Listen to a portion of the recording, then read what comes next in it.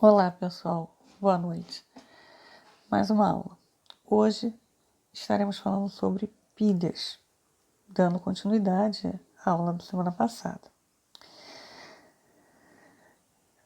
O que são as pilhas, né? Elas são os dispositivos capazes de produzir corrente elétrica a partir de reações químicas de oxidação e redução.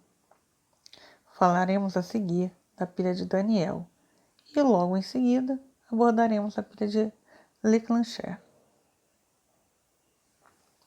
Mas antes de tudo, a gente precisa ver a tabela de potencial.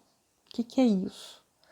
É através dessa tabela que a gente consegue saber numa pilha quem vai sofrer a oxidação e quem vai sofrer a redução.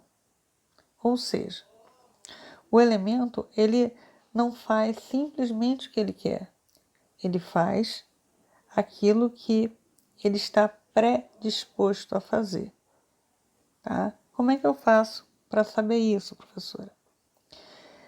Se vocês olharem aqui do lado direito, você tem potenciais de redução. Do lado esquerdo, potencial de oxidação. Mas não vamos usar o potencial de oxidação, não. Vamos usar sempre de redução, tá?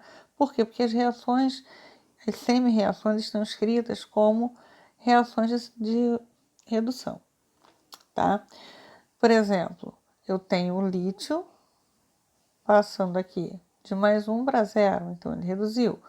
O cálcio passando de mais 2 para 0, então ele reduziu e todos eles estão reduzindo, tá? Sendo assim, como é que eu sei quem é que vai reduzir preferencialmente? Reduz primeiro aquele que tiver o maior potencial de redução. E o outro metal, o outro elemento da pilha? Ele não vai conseguir reduzir, porque se o potencial de redução dele é menor, só vai restar para ele a oxidação. Um exemplo aqui, se eu estiver falando do alumínio e estiver falando do ferro, quem é maior? Menos 1,66 ou menos 0,44? Bom, o maior número vai ser o menos 0,44. Então, numa pilha entre alumínio e ferro, o ferro reduz, porque ele tem maior potencial de redução, e o alumínio oxida, porque o potencial de redução dele é menor. Simples assim, tá bom? Por isso essa tabela é tão importante, tá? Vocês não conseguirão resolver um exercício sobre pilha se não tiverem os potenciais de redução ou se não tiverem acesso à tabela de potencial, tá certo? Bom, agora a gente vai falar efetivamente da pilha de Daniel, que é uma pilha que acontece entre o zinco e o cobre. E a primeira coisa que a gente vai fazer é informar a vocês que prestem muita atenção em cada uma das respostas e tente responder, né? O mesmo que eu estou respondendo para a minha pilha, que é de cobre, de zinco e cobre, você tem que tentar responder para a sua, que é de magnésio e prata, Mg e Ag. Por quê? Todas as perguntas que eu responder aqui estarão lá na atividade de vocês, lá no formulário. E vocês estarão respondendo lá. Só que ao invés de responder para o zinco e para o cobre, vocês responderão para o magnésio e para a prata. Tá ok? Então vamos lá. Primeira coisa é buscar na tabela os potenciais. Para quem? No meu caso, para o zinco e para o cobre. No caso de vocês, para o magnésio e para o alumínio. Tá certo? Então vamos lá. Eu tenho aqui, o zinco, o potencial dele é menos 0,76. Mas que potencial é esse, Jaqueline? Bom, se ele está indo do mais 2 para o zero, é o potencial de redução. E o cobre? O cobre, o potencial dele é mais 0,34. Bom, o potencial também é de redução, ou seja, Entre o zinco e o cobre, quem tem maior potencial de redução é o cobre. Logo, o cobre vai reduzir e o zinco vai oxidar, tá certo? Vou dar uma parada aqui e a gente vai assistindo de pedacinho em pedacinho esse vídeo que está aqui do lado. Vocês já viram parte dele, tá? Na aula passada. Em uma pilha, que é um processo espontâneo, através de uma reação de óxido-redução, conseguiremos obter energia elétrica. Podemos construir uma pilha zinco-cobre, mergulhando uma lâmina de zinco em uma solução aquosa de sulfato de zinco e uma lâmina de cobre em uma solução aquosa de sulfato de cobre, e unir as duas lâminas por um fio metálico contendo uma lâmpada. A lâmpada permanece apagada, pois o sistema está incompleto. Se as duas semicelas forem unidas por uma ponte salina, contendo uma solução aquosa de sulfato de sódio, o sistema se completa e a lâmpada acende. Nessa pilha, temos uma... Bom, parei aqui rapidinho para que vocês percebam o seguinte. Qual é a função da ponte salina? Esse tubinho que entrou no final. Olha o que ele falou no vídeo. Antes desse tubinho, antes da ponte salina, a lâmpada não estava acesa. Só depois que ele introduziu esse tubinho com essa solução de um sal, que é o sulfato de sódio, a lâmpada acendeu. Por quê? Porque só nesse momento ele fechou o circuito, tá certo? Ok? Continuando. pilha, temos uma diferença de potencial, DDP, de 1,10 volts. Olha lá o que ele falou. DDP. A DDP dessa pilha é 1,10 volts. Piscou rapidinho, tá? Mas quando vocês estiverem assistindo, vocês podem voltar. DDP nada mais é que o potencial maior menos o potencial menor, que nesse caso ficou sendo 0,34 menos 0,76. E olha, gente, dá até uma corrigida aí. Ficou 0,34 menos 0,76. Na verdade, menos vira mais, tá?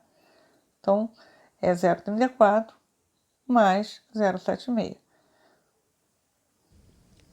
O eletrodo de zinco é o polo negativo da pilha, enquanto que o eletrodo de cobre é o polo positivo. Percebam? O eletrodo negativo, o polo negativo é o zinco e o positivo é o cobre. Vou fazer uma coisa aqui. Vou puxar as perguntas da gente, a gente já vai começando a responder, tá certo?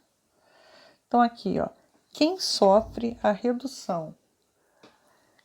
O zinco ou o cobre? Vamos ver aqui.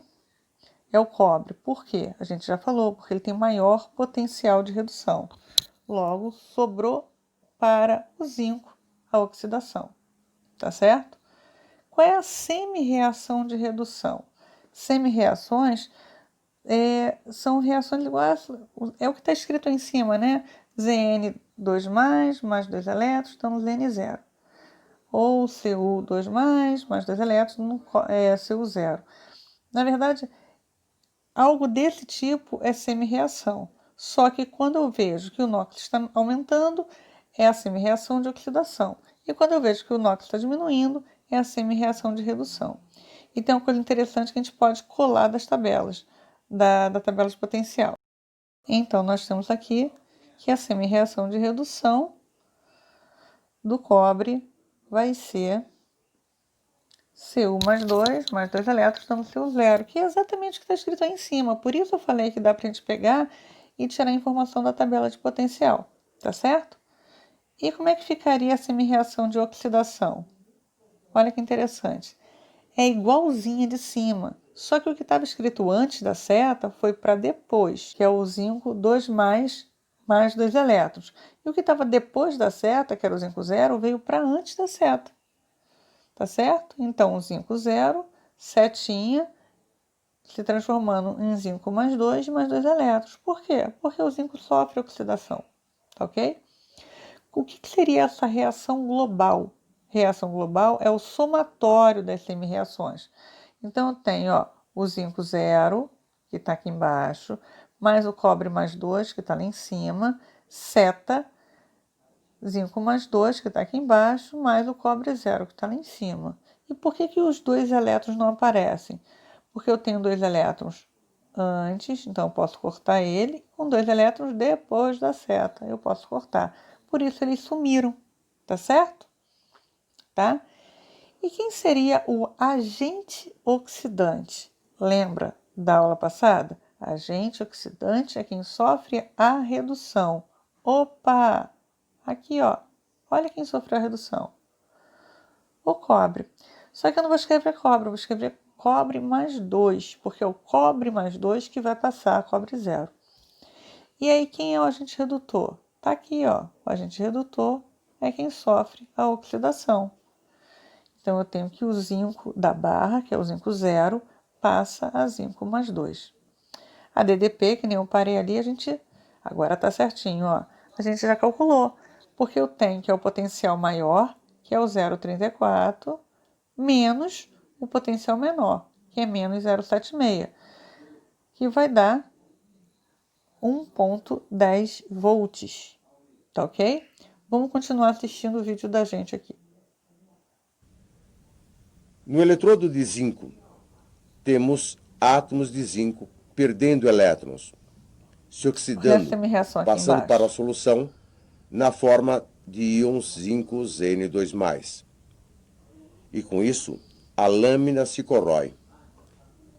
Simultaneamente, no eletrodo de cobre, Olha a outra temos os semi-reação, íons que é a de cobre, redução. Cu2+, da solução, recebendo elétrons, se Ah, reduzindo olha que e se interessante. depositando sobre a A lâmina. barra de cobre aumentou de No eletrodo massa de e a zinco de zinco reduziu, ocorre tá a vendo? Ficou oxidação, corroída, e porque este lá é aconteceu a denominado oxidação. ânodo, enquanto que no eletrodo de cobre ocorre a redução, Por isso que aumentou a sendo massa, tá, este gente? denominado cátodo.